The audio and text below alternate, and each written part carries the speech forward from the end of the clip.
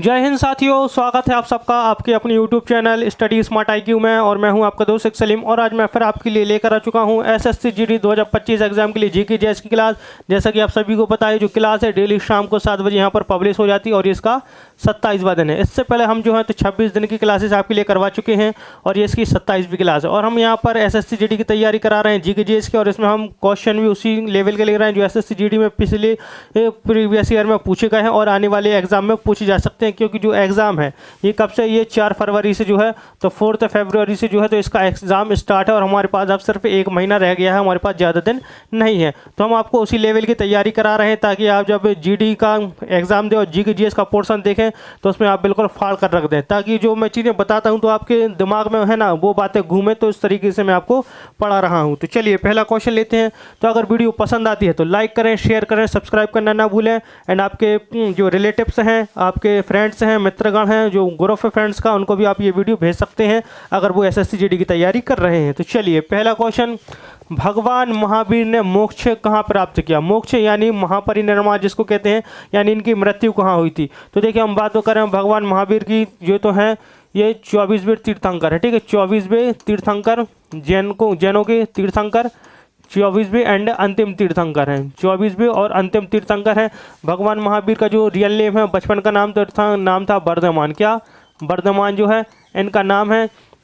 इसके अलावा जो इनकी माता का नाम भी पूछ जाता है तो इनकी माता का नाम क्या है? तो इनकी माता का नाम है त्रिशूला। और इनके पिता का नाम, महावीर स्वामी के, तो इनके पिता का नाम था सिद्धार्थ। क्या नाम था? इनके पिता का नाम था सिद्धार्थ। हम बात करते हैं कि इनको मोक्ष कहाँ प्राप्त हुआ। तो इनको जो मोक्ष प्राप्त हुआ था तो हुआ था पावापुरी में। पावापुरी कहाँ पर है? ये पावापुरी बिहार में पड़ता है। कहाँ पर? बिहार में पड़ता है। अब यहाँ पर क्वेश्चन आता है कि जो भगवान महावीर है, ठीक है, तो इनका जन्म कहाँ पर हुआ? इनका जो जन्म हुआ तो हुआ था कुंडग्राम, वैशाली, बिहार में। कुंडग्राम, वैशाली, बिहार में जो है इनका जन्म हुआ। इसके अलावा फिर इनको कैवल्य यानी ज्ञान की प्राप्ति, कैवल्य, तो इनको कैवल्य ज्ञान की प्राप्ति कहाँ हुई? तो हुई थी इनको जाम्बिका ग्राम, माफ़ कीजिएगा,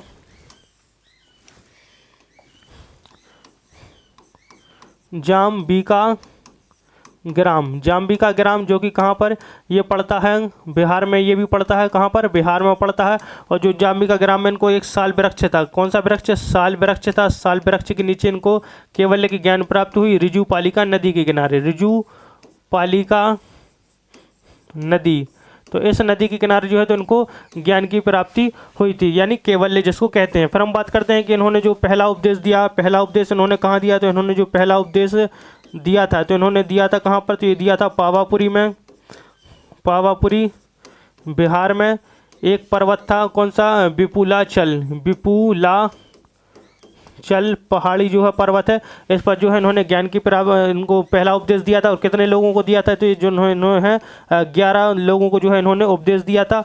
और इनकी जो मृत्यु हुई यानी मोक्ष प्राप्त हुआ तो ये पावापुरी बिहार में इनको मोक्ष प्राप्त हुआ था। तो ये है भगवान महावीर के बारे में। तो जो चीज़ें मैंने आपको बताई तो यहाँ पर इनको नोट कर लेंगे। चलिए नेक्स्ट क्वेश्चन, भारत में किसी भी राज्य का मुख्यमंत्री बनने के लिए न्यूनतम आयु कितनी होनी चाहिए? कि अगर किसी भी राज्य का आपको चीफ मिनिस्टर यानी मुख्यमंत्री बनना है तो आपकी आयु कितनी होनी चाहिए? तो आपकी जो आयु होनी चाहिए तो ये होनी चाहिए कितनी? 25 वर्ष। 25 वर्ष में आप मुख्यमंत्री बन सकते हैं। अगर देखिए, अगर हम बात करें 21 वर्ष, तो 21 वर्ष में जो है तो आप पंचायत के सदस्य, ठीक है, पंचायत सदस्य बन सकते हैं। 25 साल में आप मुख्यमंत्री, प्रधानमंत्री, लोकसभा सांसद, लोकसभा के सदस्य एंड विधानसभा के सदस्य बन सकते हैं। विधानसभा के सदस्य बन सकते हैं। अब प्रधानमंत्री इस तरीके से, क्योंकि जो प्रधानमंत्री डायरेक्ट नहीं बनाया जाता, ये लोकसभा के सदस्य के द्वारा चुना जाता है। अगर आप उस समय 25 साल के भी हैं और आपको जो सदस्य हैं लोकसभा के उनको लगता है कि हाँ ये प्रधानमंत्री बनने लायक है, तो उसको 25 वर्ष में भी प्रधानमंत्री बनाया जा सकता है। लेकिन इतनी कम उम्र का प्रधानमंत्री आज तक नहीं बना है। फिर हम बात करते हैं 30 वर्ष की। तो 30 वर्ष में आप राज्यसभा के सदस्य, राज्यसभा सदस्य बन सकते हैं, राज्यसभा सदस्य। फिर आप विधान परिषद के सदस्य भी बन सकते हैं, विधान परिषद, विधान परिषद के सदस्य भी बन सकते हैं 30 वर्ष की आयु में। 35 वर्ष की आयु में आप राष्ट्रपति बन सकते हैं, राष्ट्रपति, उपराष्ट्रपति, राष्ट्रपति, उपराष्ट्रपति, राज्यपाल एंड उपराज्यपाल अगर आपको बनना है तो आपको जो है तो 35 वर्ष की आयु जो है तो ये पूरी करनी पड़ेगी, ठीक है। और राज्यपाल इन चीज़ों के बनने के लिए तो मैंने सारी बता दी कि किस उम्र में आप क्या बन सकते हैं। और मैं अगर बताऊं कि वोटिंग, अगर आपको वोटिंग देनी है तो वोटिंग के लिए कितनी उम्र होनी चाहिए, तो वोटिंग के लिए आपकी जो वर्ष आयु है तो ये कितनी 18 वर्ष होनी चाहिए। 18 वर्ष में आप जो है तो वोटिंग देने के योग्य हो जाते हैं। चलिए नेक्स्ट क्वेश्चन लेते हैं। नेक्स्ट है, नासिक को भारत की डैश राजधानी के रूप में जाना जाता है। जो नासिक, ये कहाँ पर है? नासिक महाराष्ट्र में है। कहाँ पर? महाराष्ट्र में। और इसको भारत की डैश राजधानी के रूप में जाना जाता है, तो इसको शराब, ठीक है, शराब राजधानी के रूप में जाना जाता है। कौन सी? शराब राजधानी के रूप में जाना जाता है। और यहाँ पर संतरा, संतरा यानी ऑरेंज, क्या? ऑरेंज। तो ऑरेंज सिटी किसको कहा जाता है? तो ये कहा जाता है ऑरेंज सिटी। ऑरेंज सिटी किसको कहा जाता है? ये कहा जाता है नागपुर को। नागपुर को जो है ये ऑरेंज सिटी कहा जाता है। चलिए आगे बढ़ते हैं, नेक्स्ट लेते हैं क्वेश्चन। निम्नलिखित में से कौन सा स्थान सिंधु नदी का उद्गम स्थल है? सिंधु नदी का उद्गम स्थल, तो जो सिंधु नदी है ये एक एशिया की बहुत ही प्रमुख नदी है। अगर हम बात करें सिंधु नदी की, तो सिंधु नदी जो है तो ये मानसरोवर, कैलाश पर्वत,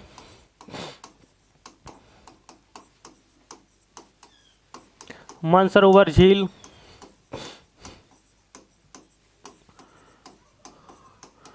एक ग्लेशियर है बोखारचू, बोखारचू ग्लेशियर तिब्बत में, तिब्बत से निकलती है। तो उसका राइट आंसर क्या हो जाएगा? कैसे, कहाँ से उद्गम होता है? तो होता है बोखारचू ग्लेशियर, जो कि कैलाश पर्वत में मानसरोवर झील के पास है, तिब्बत में। और ये जो है सिंधु नदी, ये एक एशिया की मेजर नदी है। फिर हम बात करते हैं गंगोत्री ग्लेशियर। तो गंगोत्री ग्लेशियर से जो है तो ये गंगा नदी निकलती है। कौन सी? गंगा नदी निकलती है। कहाँ से? उत्तराखंड में पड़ता है ये। और जो गंगा नदी यहाँ से निकलती है तो इसको गंगा नदी नहीं बल्कि इसको भागीरथी नदी कहा जाता है। कौन सी? भागीरथी नदी कहा जाता है इसको, जब गंगोत्री ग्लेशियर से निकलती है। भागीरथी नदी जब अलकनंदा से मिलती है, अलकनंदा से मिलती है। कहाँ पर? देवप्रयाग में। देवप्रयाग में जब भागीरथी नदी और अलकनंदा नदी मिलती हैं तब जाकर कौन सी नदी बनती है? तब जाकर बनती है गंगा नदी। और जो गंगा नदी है ये भारत की सबसे लंबी नदी है। कौन सी? भारत की सबसे लंबी नदी है। और एक चीज़ मैं बता दूं, जो सिंधु नदी है तो सिंधु नदी को और तिब्बत में सिंगी खम्बान कहते हैं। क्या? सिंगी खम्बान इसको कहा जाता है। सिंगी खम्बान का मतलब होता है शेर का मुंह है, शेर का मुंह है, यानी ये इतनी बड़ी है जिसके कारण जो इसको है शेर का मुंह कहा जाता है सिंधु को। फिर हम बात करते हैं तो ये जो गंगा नदी है तो भारत की सबसे लंबी नदी है, जो कि कितनी? ये 2525 किलोमीटर, 2525 किलोमीटर इसकी लेंथ है। फिर हम बात करते हैं चेमा योंगडोंग ग्लेशियर, ठीक है। तो यहाँ से कौन सी? यहाँ से निकलती है ब्रह्मपुत्र नदी, ब्रह्मपुत्र नदी जो है तो ये चेमा योंगडोंग ग्लेशियर से निकलती है। और जो चेमा योंगडोंग ग्लेशियर ये कहाँ? यह भी कैलाश पर्वत के पास मानसरोवर झील के एक चेमा योंगडोंग ग्लेशियर है तिब्बत में, ठीक है, यहाँ से निकलती है। और ये ब्रह्मपुत्र नदी है तो ब्रह्मपुत्र नदी तो जिसको यारलंग सांगपो कहा जाता है, यारलुंग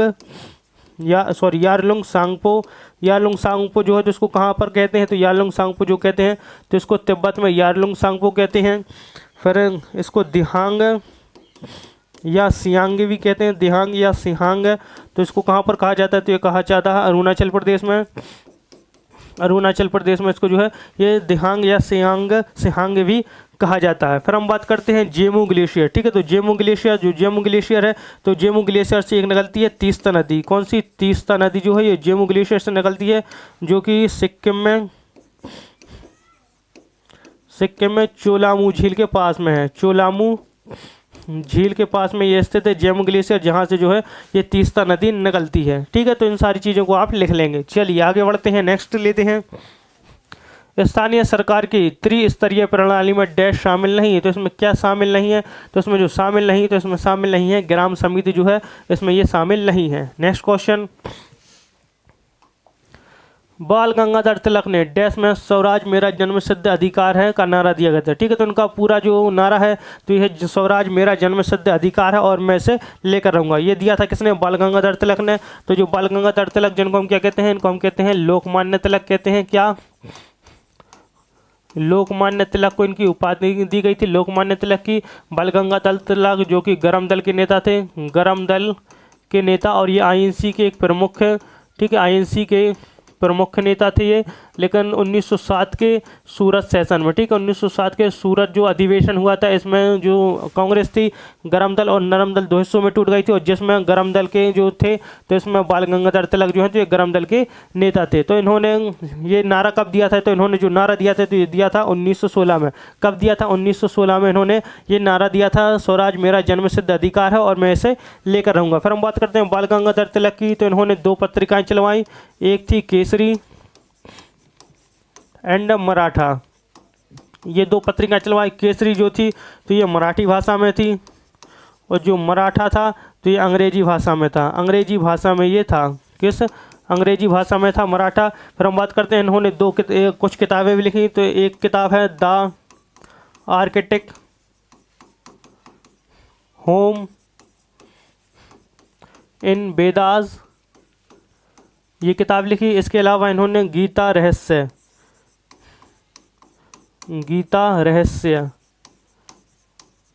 ये किताब भी इन्होंने लिखी है। ठीक है, गीता इस तरीके से लिखेंगे या फिर इस तरीके से, ठीक है, 2 नाम से यहाँ पर लिख सकते हैं। गीता रहस्य इन्होंने ये किताब लिखी। फिर बाल गंगाधर तिलक, तो बाल गंगाधर तिलक से आपको एक चीज़ याद आती होगी, 1916 में इन्होंने जो है तो 1916 में इन्होंने होम रूल लीग की स्थापना की थी। किसकी? होम रूल लीग की स्थापना की थी। कहाँ पर ये की थी इन्होंने? पुणे, मुंबई में जो है तो इन्होंने होम रूल लीग की स्थापना की थी। फिर हम बात करते हैं बाल गंगाधर तिलक, तो इन्होंने जो है तो आईएनसी का एक सेशन हुआ था। कौन सा? आईएनसी का सेशन 1916 में, जिसको जो कि कहाँ पर? लखनऊ में हुआ था। और इस लखनऊ पैक्ट में जो लखनऊ में हुआ था तो इसमें एक समझौता हुआ था जिसको कहते हैं लखनऊ समझौता। कौन सा? लखनऊ समझौता हुआ था। और इस लखनऊ समझौता में आईएनसी की तरफ से, तो देखिए आईएनसी एंड मुस्लिम लीग के बीच में जो है ये समझौता हुआ था। आईएनसी की तरफ से किसने हस्ताक्षर किए थे? तो आईएनसी की तरफ से किए थे बाल गंगाधर तिलक ने हस्ताक्षर किए थे। एंड मुस्लिम लीग की तरफ से मोहम्मद अली जिन्ना, ठीक है, तो मोहम्मद अली जिन्ना जो है तो इन्होंने हस्ताक्षर किए थे लखनऊ समझौते में, जो कि आईएनसी और मुस्लिम लीग के बीच में हुआ था। और ये भी पूछ जाता है कि इनकी मृत्यु कब हुई? तो इनकी मृत्यु हुई थी 1 अगस्त 1920 को इनकी मृत्यु हुई थी। और उसी दिन गांधी ने असहयोग आंदोलन की शुरुआत की थी। ठीक है, 1 अगस्त 1920 को इनकी मृत्यु हुई और उसी दिन महात्मा गांधी द्वारा असहयोग आंदोलन स्टार्ट किया गया था। क्योंकि ऐसा क्वेश्चन पूछा जाता है कि जिस दिन महात्मा गांधी ने असहयोग आंदोलन की शुरुआत की थी उस दिन किस बड़े नेता जो आईएनसी के बड़े नेता थे उनकी मृत्यु हुई थी। तो इसका राइट आंसर हो जाता है क्या? बाल गंगाधर तिलक। तो ये सारी चीज़ें आप लिख लेंगे। चलिए आगे बढ़ते हैं। नेक्स्ट है देशांतर पृथ्वी को, ठीक है, देशांतर पृथ्वी को कितने समय क्षेत्रों में विभाजित करता है? तो जो विभाजित करता है देशांतर तो करता है 24 समय क्षेत्रों में जो है ये विभाजित करता है पृथ्वी को। नेक्स्ट लेते हैं। चलिए नेक्स्ट क्वेश्चन है निम्नलिखित में से कौन भारत की पहली महिला मुख्य चुनाव आयुक्त थी? ठीक है, तो भारत की पहली महिला चुनाव आयुक्त तो ये थी कौन? ये थी रामा देवी। रामा देवी जो है तो ये पहली महिला चुनाव आयुक्त थी। और ये कब बनी थी? ये बनी थी 1990 में। कब? 1990 में। इसके अलावा जो है ये कर्नाटक की पहली महिला राज्यपाल भी थी। पहली महिला राज्यपाल थी ये कर्नाटक की रामा देवी और ये मुख्य चुनाव आयुक्त थी 1990 के समय। फिर हम बात करते हैं प्रतिभा पाटिल। तो प्रतिभा देवी पाटिल जो कि पहली महिला राष्ट्रपति, भारत की पहली महिला राष्ट्रपति थी। पहली महिला राष्ट्रपति कहाँ की? मतलब कि भारत की पहली महिला राष्ट्रपति थी। और ये जो है तो 2007 से लेकर 2012 तक जो है तो ये देश की राष्ट्रपति रही। फिर इसके अलावा मीरा कुमार, तो मीरा कुमार जो है तो ये पहली महिला लोकसभा अध्यक्ष थी। लोकसभा अध्यक्ष रही और पहली महिला लोकसभा अध्यक्ष कब से कब तक? तो ये 2009 से लेकर 2014 तक जो है तो ये लोकसभा की अध्यक्ष रही। फिर इसके अलावा निर्मला सीतारमण, तो निर्मला सीतारमण जो कि भारत की दूसरी वित्त मंत्री थी, भारत की दूसरी वित्त मंत्री एंड पहली पूर्णकालिक वित्त मंत्री। तो जो है तो ये भारत की दूसरी वित्त मंत्री थी, और पूर्णकालिक यानी पूरा समय जिन्होंने बताया तो ये थी वित्त मंत्री, पहली वित्त मंत्री थी पूर्णकालिक। ठीक है, तो ये सारी चीज़ें आप लिख लेंगे। चलिए आगे बढ़ते हैं, नेक्स्ट क्वेश्चन लेते हैं। राष्ट्रीय मानवाधिकार आयोग NHRC में कितने पूर्णकालिक सदस्य होते हैं? तो इसमें कितने सदस्य, तो इसमें जो है ये कितने 5 सदस्य होते हैं, कितने 5 सदस्य होते हैं। और इसका जो हेडक्वार्टर है तो इसका हेडक्वार्टर है न्यू दिल्ली में, न्यू दिल्ली में इसका हेडक्वार्टर है। और इसकी जो इस्टेब्लिशमेंट हुई थी 12 अक्टूबर 1993 में जो है इसकी स्थापना की गई थी। ठीक है, और इसमें जो है पूर्णकालिक सदस्य 5 होते हैं। नेक्स्ट, ओपेक का मुख्यालय कहाँ स्थित है? तो ओपेक यानी इसका फुल फॉर्म क्या होता है ओपेक का? तो इसका फुल फॉर्म होता है ऑर्गेनाइजेशन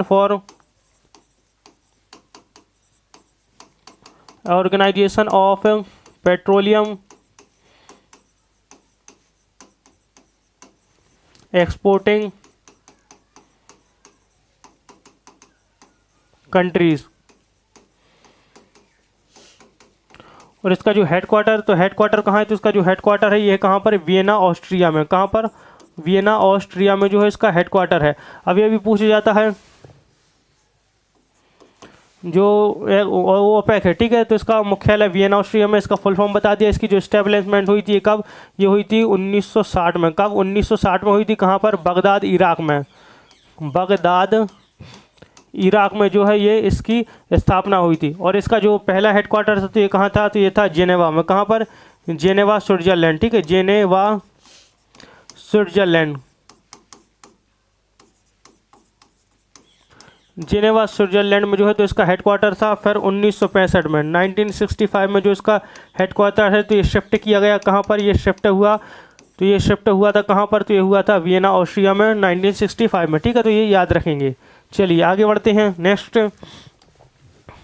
डैश को अक्सर पश्चिमी सभ्यता का ऊष्मायत्र यानी इनक्यूबेटर कहा जाता है। तो उसमें ऊष्मायत्र किसे कहा जाता है पश्चिमी सभ्यता का? तो ये कहा जाता है भूमध्य सागर को। किसको? भूमध्य सागर को। भूमध्य सागर जो कि यूरोप एंड अफ्रीका को अलग करता है, यूरोप एंड अफ्रीका महाद्वीप को अलग करता है ये। और जो भूमध्य सागर है ये जिब्राल्टर संधि के द्वारा जो है तो ये जोड़ता है किससे? अटलांटिक महासागर से जुड़ा हुआ है। अटलांटिक महासागर से ये जुड़ा हुआ है। फिर हम बात करते हैं यहाँ पर कैस्पियन सागर। तो कैस्पियन सागर जो कि विश्व की सबसे बड़ी झील है, विश्व की सबसे बड़ी झील है ये, विश्व की सबसे बड़ी झील जो कि 5 देशों से घिरी हुई है। कौन से 5 देश हैं? तो देखिए ये हैं Kazakhstan, Turkmenistan, Iran, Azerbaijan and रूस। तो इन 5 देशों से ये घिरी हुई है। ठीक है, विश्व की सबसे बड़ी झील है। और इसको कई लोग यहाँ पर जो है तो समुद्र भी कहते हैं, लेकिन ये समुद्र नहीं, ये एक झील है, क्योंकि ये 5 तरफ से जो है तो 5 देश इससे लगते हैं। ठीक है, कैस्पियन सागर से। नेक्स्ट क्वेश्चन, मकर संक्रांति का त्यौहार निम्नलिखित में से किस देवता को समर्पित है? ठीक है, तो मकर संक्रांति जो कि अभी जैसे जनवरी आ गए तो जनवरी में ये 14 फरवरी या 15 फरवरी को हर साल मनाया जाता है। 14 या 15 जनवरी को। ठीक है, फरवरी नहीं, 14 या 15 जनवरी को मनाया जाता है, जिसमें जो है ये पतंग उड़ाई जाती है, उसको पतंगों का त्यौहार भी कहते हैं। ठीक है, और ये किस देवता को समर्पित है? तो जो मकर संक्रांति है ये सूर्य देवता को समर्पित है। किसको? सूर्य देवता को ये समर्पित है। और ऑल ओवर इंडिया में मनाया जाता है। इसके अलावा ये त्यौहार जो है तो ये नेपाल में भी मनाया जाता है मकर संक्रांति, और ये बांग्लादेश में भी मनाई जाती है। बांग्लादेश में भी ये मनाई जाती है। चलिए आगे बढ़ते हैं। नेक्स्ट क्वेश्चन, नेक्स्ट है उस देश की पहचान कीजिए जिसे हवाओं का देश कहते हैं। तो हवाओं का देश कहते हैं तो ये कहते हैं हवाओं का देश डेनमार्क को हवाओं का देश कहा जाता है। नेक्स्ट, किस देश ने पहला कृत्रिम उपग्रह स्पुतनिक, ठीक है, स्पुतनिक 1 लॉन्च किया। तो स्पुतनिक 1 जो है तो लॉन्च का हुआ था, तो ये हुआ था 1957 में, ठीक है, 1957 में जो है इसको लॉन्च किया गया था। किसके द्वारा? तो ये सोवियत संघ, जिसको आज के टाइम पर हम रूस कहते हैं, इसको पहले हम सोवियत संघ कहते थे, इसके द्वारा पहला जो है तो स्पुतनिक 1 लॉन्च किया गया था। और ये दुनिया का, ठीक है, विश्व का पहला कृत्रिम उपग्रह था जो कि सोवियत संघ ने लॉन्च किया था। नेक्स्ट, आम्र भाषा में सामान्य है। तो कहाँ पर सामान्य है? तो देखिए पहले तो हम बात करते हैं कि आम्र भाषा होती क्या है। तो आम्र भाषा उसको कहते हैं, आम्र वर्षा, माफ़ कीजिएगा, ठीक है, आम्र वर्षा भाषा नहीं। तो आम्र वर्षा जो है तो कब होती है? तो जो है तो जब मानसून आता है, बारिश का मौसम आता है, तो मानसून से पहले गर्मियों के आखिरी दिनों में जो बारिश होती है तो उसको क्या कहते हैं? ये कहते हैं आम्र वर्षा, ठीक है, आर्म वर्षा, सॉरी, आर्म वर्षा इसको कहा जाता है। और ये कहाँ पर होती है? तो ये होती है केरल में। कहाँ पर?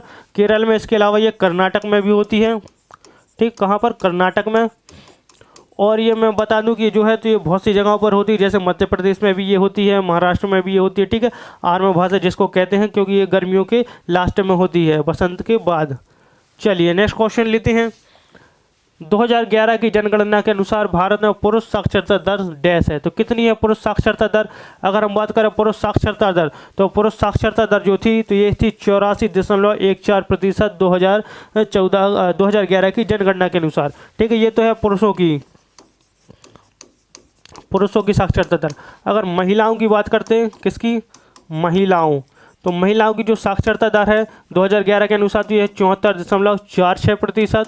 और अगर हम बात करें ओवरऑल, ठीक है, ओवरऑल इंडिया की, यानी पूरे भारत की साक्षरता दर की अगर हम बात करें तो जो है तो ये है 65.04%, ठीक है, 65.04% जो है तो ये ऑल ओवर इंडिया की साक्षरता दर है। फिर हम बात करते हैं कि भारत की में सबसे ज़्यादा साक्षरता दर कहाँ पर है? तो ये केरल में है, एंड सबसे कम ये है बिहार में, ठीक है। ये राज्यों की बात हो रही, सबसे ज़्यादा के राज्यों में साक्षरता दर केरल की है और सबसे कम है बिहार में, राज्यों की बात। फिर हम बात करते हैं केंद्र शासित प्रदेश, तो सबसे ज़्यादा जो है केंद्र शासित प्रदेश में साक्षरता दर तो ये है लक्षद्वीप की, एंड सबसे कम है ये है दमन एंड दीप,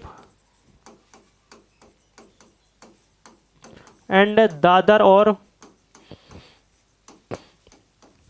नगर हवेली, तो इनकी सबसे कम है, ठीक है। तो यहाँ पर राज्यों में सबसे ज़्यादा अगर पूछे जाए तो केरल की, और राज्यों में सबसे कम पूछी जाए साक्षरता दर तो बिहार की। और फिर अगर केंद्र शासित प्रदेश की बात करें तो सबसे ज़्यादा साक्षरता दर केंद्र शासित प्रदेश में लक्षद्वीप की, और सबसे कम तो ये है दादर और नगर हवेली की, ठीक है। तो ये याद रखेंगे आप। चलिए आगे बढ़ते हैं, नेक्स्ट क्वेश्चन लेते हैं।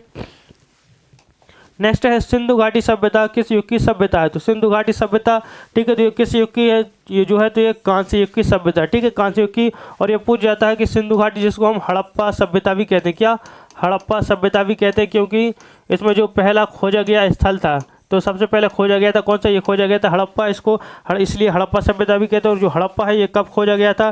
तो अगर हम बात करें हड़प्पा स्थल जो खोजा गया था तो ये 1921 में खोजा गया था दयाराम साहनी के द्वारा। किसके द्वारा? दयाराम साहनी ने जो है इसको खोजा था। और ये कहाँ पर है इसकी खोज जो है? तो ये रावी नदी के किनारे है, रावी नदी के किनारे ये पड़ता है। कहाँ पर? ये सिंध पाकिस्तान में, सिंध पाकिस्तान में। और ये सिंधु घाटी सभ्यता का पहला स्थल था जो ढूंढा गया था 1921 में दयाराम साहनी के द्वारा। चलिए नेक्स्ट, निम्न में से कौन सा सही मिलान नहीं है? तो सही मिलान, तो देखिए टमाटर में उपस्थित अम्ल फार्मिक अम्ल, ये गलत है। फिर संतरे में उपस्थित अम्ल साइट्रिक अम्ल, ये सही है। अंगूर में उपस्थित अम्ल टार्गेटिक अम्ल, ये भी सही है। और बासी मक्खन में उपस्थित अम्ल ब्यूटेरिक अम्ल, ये भी सही है। तो ऑप्शन ए है तो ये गलत है, क्योंकि टमाटर में जो है तो फॉर्मिक अम्ल नहीं पाया जाता, इसमें पाया जाता है ऑक्सीलिक अम्ल, ऑक्सीलिक अम्ल पाया जाता है। इसके अलावा जो है इसमें मैलिक अम्ल भी पाया जाता है थोड़ा बहुत, ठीक है, मैलिक अम्ल भी इसमें पाया जाता है, मैलिक अम्ल। साइट्रिक अम्ल भी पाया जाता है, साइट्रिक अम्ल भी पाया जाता है टमाटर में। और एस्कॉर्बिक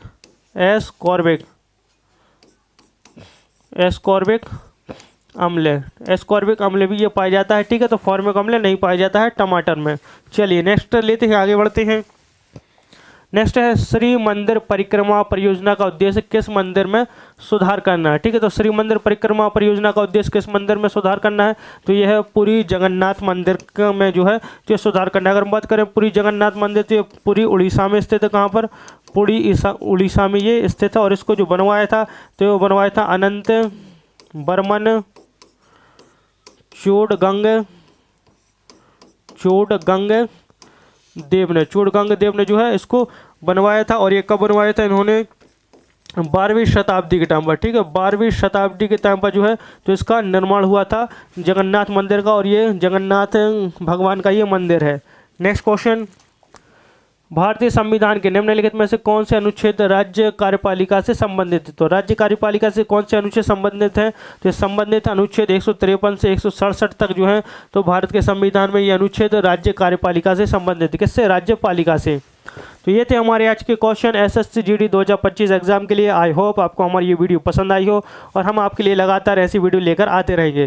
तो अगर वीडियो पसंद आती है तो लाइक करें, शेयर करें, सब्सक्राइब करना ना भूलें हमारे चैनल को। एंड मिलते हैं आपसे अगली वीडियो में, तब तक के लिए good luck and good bye. Thank you.